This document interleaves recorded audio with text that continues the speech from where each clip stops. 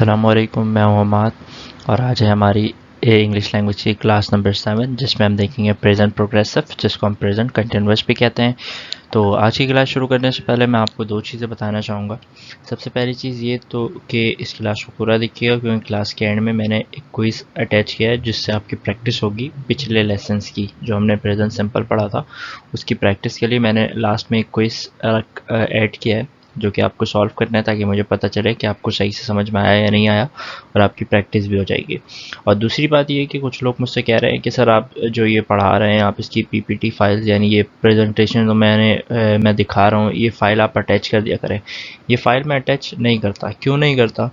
इसलिए ताकि आप लोग खुद अपने हाथों से लिखें, क्योंकि अगर आप सारी चीज़ें अपने हाथों से लिखेंगे तो इसके बहुत सारे फ़ायदे हैं। सबसे बड़ा इसका फ़ायदा ये है कि आपको ये चीज़ जब आप लिखते हैं ना, कोई भी चीज़ जब आप लिखते हैं तो तकरीबन चीज़ें तब आपको ही याद हो जाती हैं, तकरीबन आपके जहन में बैठ जाती हैं। तो इसीलिए अगर आप खुद से लिखेंगे तो आपका फ़ायदा है, मेरा कोई फ़ायदा नहीं है, लेकिन आपका फ़ायदा ये है कि आपको ये याद रहेगा। ठीक है, तो ये पीपीटी वगैरह के चक्कर में ना रहें, आप एक कॉपी ले लें, उसमें नोट्स लिखें, क्योंकि आप अगर अपनी हैंड राइटिंग में लिखेंगे और खुद से लिखेंगे तो जब आप लिख रहे होंगे तब भी आपको याद हो जाएगा, और जब अगर आप अपनी हैंड राइटिंग में लिखेंगे तो आपको ज़्यादा बेहतर समझ में आएगा कि आपने क्या लिखा था। ठीक है, तो शुरू करते हैं आज की क्लास।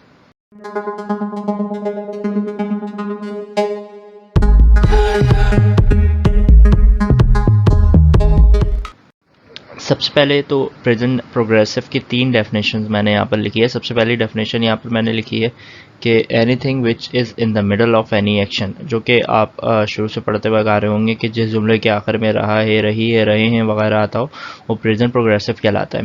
लेकिन अगर मैं डेफिनेशन की बात करूँ तो पहली डेफिनेशन प्रेजेंट प्रोग्रेसिव की ये है कि any action which is in the middle of any action, anything which is in the middle of any action, यानी कोई भी चीज़ जो कि किसी भी काम के मिडल पे यानी दरमियान पे, यानी वो काम शुरू हो गया है और ख़त्म नहीं हुआ है, यानी शुरू तो हो चुका है लेकिन वो काम अभी भी जारी है। यानी कोई भी काम जो जारी है इन द प्रेजेंट वो कहलाता है प्रेजेंट प्रोग्रेसिव। क्लियर? यानी ऐसा काम जो जारी है, जो कि हो रहा है, वो प्रेजेंट प्रोग्रेसिव कहलाता है। Anything which is in the middle of any action, कोई भी काम जो कि शुरू तो हो चुका है लेकिन अभी ख़त्म नहीं हुआ, जारी है, तो वो कहलाता है प्रेजेंट प्रोग्रेसिव। अब उसको बनाने का तरीका यानी फॉर्मूला क्या है? सबसे पहले सब्जेक्ट, उसके बाद इज़, एम, आर में से एक चीज़ आएगी। अब इज़ कहाँ लगता है, एम कहाँ लगता है, आर कहाँ लगता है, ये सारी चीज़ें मैंने अपनी पुरानी क्लासेस में बताया है। अच्छा, इसमें लेकिन वर्ब की आईएनजी फॉर्म आएगी। ठीक है, वर्ब की आईएनजी फॉर्म के बाद ईटीसी या ऑब्जेक्ट, आप जो भी कह लें वो आपकी मर्जी है, आप ऑब्जेक्ट कह लें, ईटीसी एक्सेट्रा, जो भी आप करना चाहें वो कर लें। ठीक है। अच्छा, नेगेटिव में आपको पता है इज़, एम, आर के बाद नॉट लगता है, फिर वर्ब की आईएनजी फॉर्म आती है। इसी तरह इंटरोगेटिव में पहले इज़, एम, आर, फिर सब्जेक्ट, फिर वर्ब की आईएनजी फॉर्म, फिर एक्सेट्रा।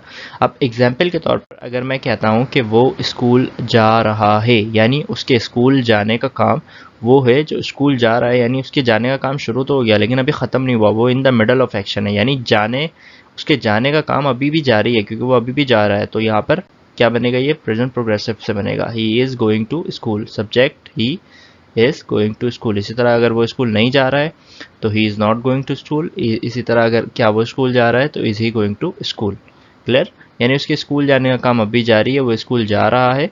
इसी तरह एक एग्जांपल अगर मैं कहूँ कि अली और अरबाज क्रिकेट खेल रहे हैं, तो अली एंड अरबाज हमारा सब्जेक्ट हो गया, क्रिकेट जो है वो हमारा ऑब्जेक्ट हो गया, जबकि खेलना हमारा क्या है? वर्ब है। तो अली एंड अरबाज, अब ये थर्ड पर्सन तो है लेकिन थर्ड पर्सन सिंगुलर नहीं है, दो चीज़ें आ रही हैं, तो यानी थर्ड पर्सन प्लूरल है, और थर्ड पर्सन प्लूरल के साथ आर लगता है, यानी Ali and Arbaz are playing cricket. जब नेगेटिव बनाएंगे तो Ali and Arbaz are not playing cricket, और इसी तरह इंटरोगेटिव में are Ali and Arbaz playing cricket. इसी तरह हम नाश्ता कर रहे हैं, सो वी के साथ आर लगता है। Taking breakfast, we are not taking breakfast, are we taking breakfast. इसी तरह अगर मैं कहता हूँ कि हम कराची, क्या तुम कराची सफ़र कर रहे हो, तो are you travelling to Karachi. इसी तरह अगर मैं कहता हूँ कि मैं पतंग नहीं उड़ा रहा हूँ, तो I am not flying a kite. यानी कोई भी काम जो कि जारी है उसके लिए हम यूज़ करते हैं प्रेजेंट प्रोग्रेसिव के फर्स्ट डेफिनेशन को, और उसके बनाने का तरीका मैंने आपको बताया, सब्जेक्ट प्लस हेल्पिंग वर्ब यानी इज़, एम, आर में से कुछ,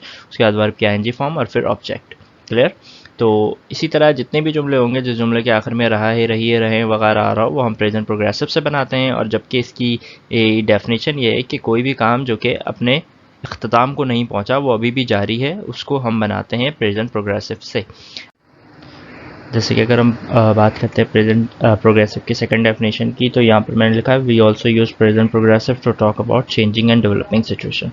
अब जैसे आप लोगों को याद होगा, मैंने गेट बताया था, गेट एज ए स्ट्रक्चर बताया था कि जब हम बात करते हैं किसी चेंजिंग सिचुएशन की, या जब हम बात करते हैं ऐसे एक्शंस की जिसमें एक्शन वर्ब मौजूद ही ना हो, ऐसे जुमलों की जिसमें एक्शन वर्ब मौजूद ना हो लेकिन एक्शन हो रहा हो, तब हम गेट यूज़ करते थे। ठीक है, इसी तरह यहाँ पर भी जैसे उनके जुमले कैसे बनते थे, चाय ठंडी हो जाती है, वो मोटा हो जाता है, इस तरह का। लेकिन अगर इसमें भी यानी गेट के जुमले में भी यानी चेंजिंग और डेवलपिंग सिचुएशन जो है वो कंटिन्यू है, यानी चेंजिंग होना कंटिन्यू है या डेवलपिंग होना कंटिन्यू है, यानी काम जारी है और कोई चेंजिंग हो रही है, तो वहाँ पर हम यूज़ करेंगे प्रेजेंट प्रोग्रेसिव की सेकंड डेफिनेशन, यानी गेट की जगह हम यूज़ करेंगे प्रेजेंट प्रोग्रेसिव का सेकंड डेफिनेशन। जैसे चाय ठंडी हो जाती है, तो वो तो हम बनाते थे जो गेट का स्ट्रक्चर था रिपीटेड एक्शन वाला, उससे। लेकिन जब चाय ठंडी हो रही है यानी काम अगर कंटिन्यू होगा, तो उसको हम बनाएंगे प्रेजेंट प्रोग्रेसिव की सेकंड डेफिनेशन से। ठीक है, अभी आगे एग्जाम्पल देखेंगे तो आपको ज़्यादा बेहतर समझ में आएगा। इसको बनाने का तरीका भी सेम है, subject plus is am are में से जो लगेगा वो, उसके बाद वर्ब नहीं बल्कि गेट की आईएनजी फॉर्म यानी गेटिंग, उसके बाद एक्सेट्रा। नेगेटिव इंटरोगेटिव आपको पता है किस तरह बनेगा। एग्जाम्पल के तौर पर जैसे वो मोटा हो रहा है, अब वो मोटा हो जाता है, हमने ये देखा था ही गेट्स फैट, यानी ऐसा काम जो जिसमें हमारे पास चेंजिंग तो हो रही है लेकिन हमारे पास एक्शन वर्ब मौजूद नहीं होता था। लेकिन यहाँ पर भी चेंजिंग हो रही है लेकिन एक्शन वर्ब मौजूद नहीं है, लेकिन ये काम कंटिन्यू है। तो जो काम कंटिन्यू हो और चेंजिंग हो रही हो, और तो हम उसको गेटिंग से बनाएंगे, यानी he is getting fat, negative he is not getting fat, और interrogative is he getting fat. इसी तरह चाय ठंडी हो रही है, उसमें हम ये बनाते थे चाय ठंडी हो जाती है, टी गेट्स कोल्ड। तो यहाँ पर चाय ठंडी हो रही है यानी ठंडी होने का काम कंटिन्यू है, चेंजिंग कंटिन्यू है, तो उसको हम प्रेजेंट प्रोग्रेसिव की सेकंड डेफिनेशन से बना रहे हैं, टी इज़ गेटिंग कोल्ड। इसी तरह negative, T is not getting cold, is T getting cold. इसी तरह मेरे फादर जो है एंग्री नहीं हो रहे हैं यानी गुस्सा नहीं हो रहे हैं, my father is not getting angry. ठीक है, इसी तरह अंडे टूट रहे हैं तो एग्स आर गेटिंग ब्रोकन। इसी तरह जितने भी जुमले बनेंगे जिसमें चेंजिंग हो रही हो, उसको हम सेकंड डेफिनेशन से बनाएंगे प्रेजेंट प्रोग्रेसिव के। कि क्या सर्दी हो रही है यानी इज़ इट गेटिंग कोल्ड, या ठंड हो रही है इज़ इट गेटिंग कोल्ड, या क्या हम मोटे हो रहे हैं आर वी गेटिंग फैट। इसी तरह के जितने भी जुमले वो बनेंगे गेटिंग से, यानी जहाँ पर चेंजिंग भी हो रही हो, एक्शन वर्ब भी मौजूद ना हो और चेंजिंग का काम कंटिन्यू हो। जब चेंजिंग हो रही होती थी, एक्शन वर्ब मौजूद ना होता था, वो तो गेट से बनता था, लेकिन अगर कंटिन्यू रहेगा वो काम तो गेटिंग से बनेगा। यानी चाय ठंडी हो जाती है, टी गेट्स कोल्ड, लेकिन चाय ठंडी होने का काम कंटिन्यू है यानी चाय ठंडी हो रही है, तो वो गेटिंग से बनेगा, T is getting cold. Clear. इसी तरह अगर थर्ड डेफिनेशन की बात करूं तो यहाँ पर थर्ड डेफिनेशन लिखा है वो also use present progressive to talk about any action which is happening temporarily, यानी कोई भी ऐसा काम जो कि हो रहा है किसी टेम्परेरी टाइम के लिए, परमानेंटली नहीं, टेम्परेरी टाइम के लिए, यानी कुछ देर के लिए। अब कुछ देर एक लंबा अरसा भी हो सकता है, लेकिन कोई टेम्परेरी टाइम है उसके लिए अगर हो रहा हो कोई भी काम जो हो रहा है, क्योंकि प्रोग्रेसिव बात ही करता है एक्शन जो कि कंटिन्यू उसकी, लेकिन कोई भी काम कंटिन्यू है अगर किसी अरसे के लिए, किसी टाइम पीरियड के लिए, तो वहाँ पर हम प्रेजेंट प्रोग्रेसिव की थर्ड डेफिनेशन का फॉर्मूला यूज़ करते हैं। यानी ऐसा काम जो कि कंटिन्यू तो है यानी जारी तो है, लेकिन किसी मखसूस टाइम का भी जिक्र हो जाए उसमें कि इतने वक्त के लिए जारी है या इसलिए जारी है, तो उसके लिए हम प्रेजेंट प्रोग्रेसिव की थर्ड डेफिनेशन का फॉर्मूला यूज़ करते हैं। सेम तरीका है, subject plus is am are plus verb की एनजी फॉर्म, फिर ऑब्जेक्ट या ईटीसी, उसके बाद एक चीज़ ऐड होगा फोर, और उसके बाद टाइम या पीरियड। अच्छा, अब कुछ लोग बोलेंगे फोर के साथ सेंस नहीं, सेंस को यूज़ नहीं करना है, सेंस यूज़ होता है प्रेजेंट परफेक्ट प्रोग्रेसिव में। ठीक है, ये प्रेजेंट प्रोग्रेसिव है,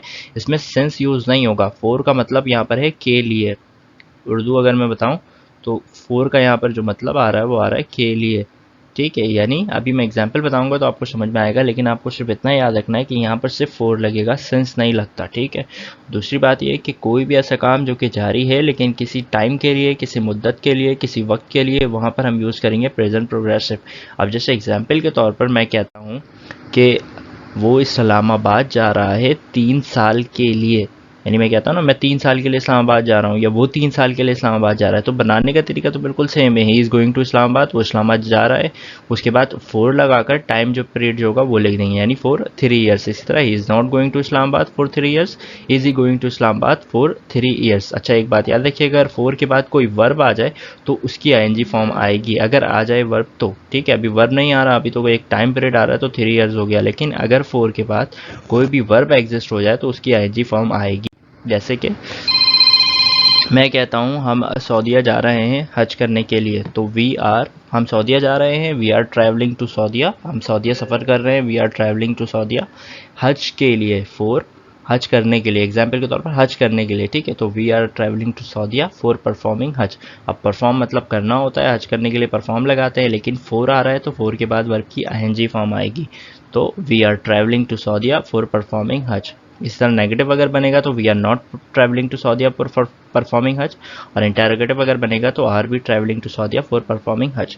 इसी तरह वो बिरयानी बना रहे हैं खाने के लिए, वो बिरयानी नहीं बना रहे हैं खाने के लिए, यहाँ नहीं पे बनाया मैंने, तो वो लोग बिरयानी नहीं बना रहे हैं, they are not cooking biryani खाने के लिए, फॉर ईटिंग। क्लियर।